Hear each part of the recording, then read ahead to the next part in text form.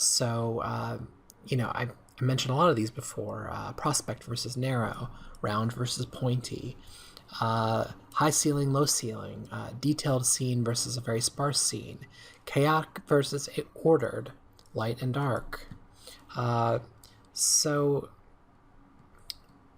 but as I spoke about earlier, the way that many of these can affect the player emotionally can vary depending on context, and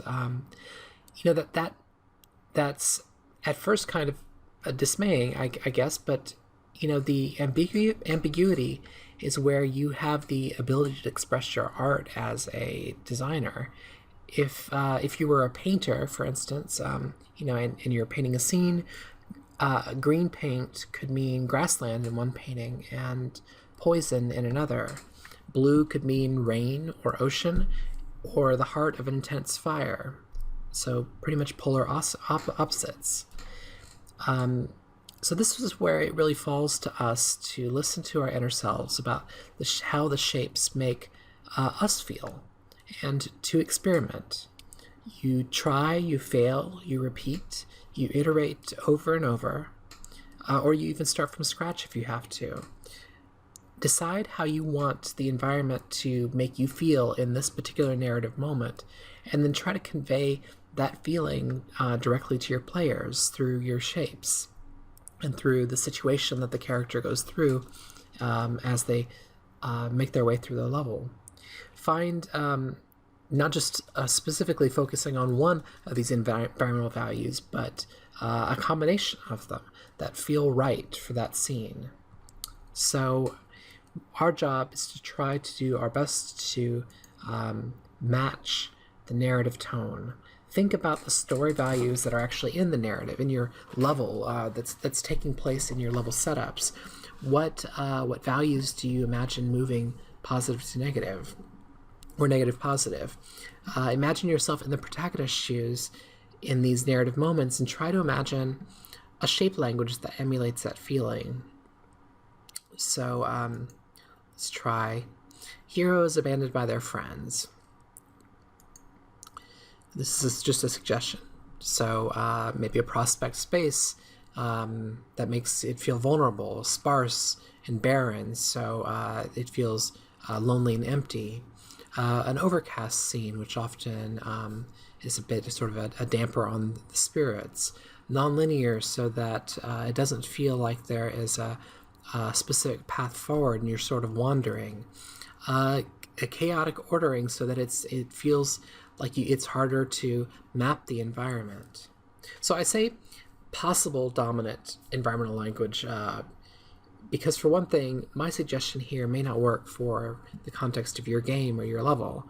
You'll need to experiment on your own and maybe consider other levels and be consistent, I guess, with that type of environmental language throughout your game. And I say dominant because, as I've been talking about, you can't express these shapes continuously. You need sort of contrast to emphasize them. So let's look at a couple more examples. The hero is uncovering a dark mystery. Maybe they're going deep into a tunnel or a cave, things like that. So we want maybe a lot of occlusion to sort of keep the player from completely understanding the space they're in. Dark to make things feel, I guess, maybe evil or scary, again, hiding a lot of the information. Narrow to feel sort of uncomfortable and, again, hiding the information. Maybe this is descending as well. Often you have sort of this feeling of descending into the depths, the darkness, or something like that, to pull out this treasure, this mystery. Nonlinear, again, maybe because this feels we don't want to make it feel like you're completely directed to where this mystery is. We want the player to feel like they're earning it and finding and sort of making their way to it. And foggy, again, to sort of block the line of sight, and foggy environments tend to just feel mysterious. Okay, let's see. Hero is saving their kidnapped friend.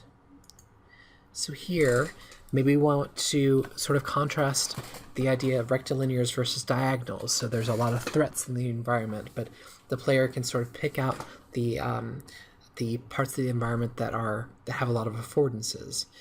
This is linear because we don't really want the player to feel like they can just explore around, because that doesn't really match the tone of the main character themselves. Because if their friend is kidnapped, we don't want the player just wandering around looking for resources. We want them directed at the very immediate task at hand of trying to save their friend.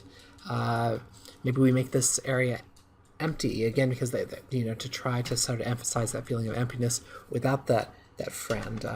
Again, directed, that kind of goes along with linear, that we are going specifically towards a goal. Make the environment feel hostile because we're up against like a hostile force. The atmosphere, the weather is clear, because there's not really anything sort of getting in your way. So let's see.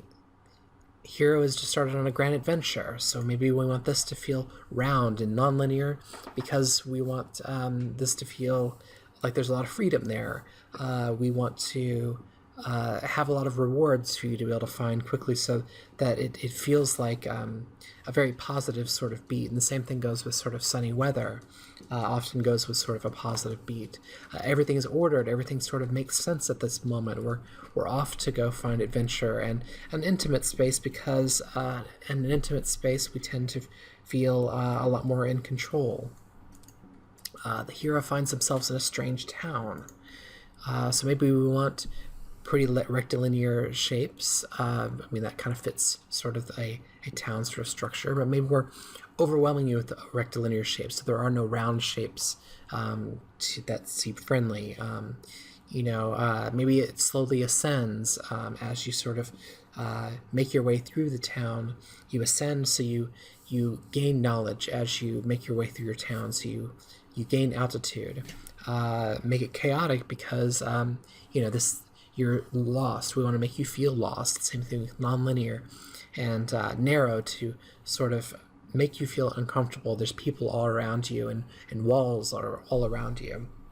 So like I said, this is just some possible ways that you can use your environmental language to match the narrative beat.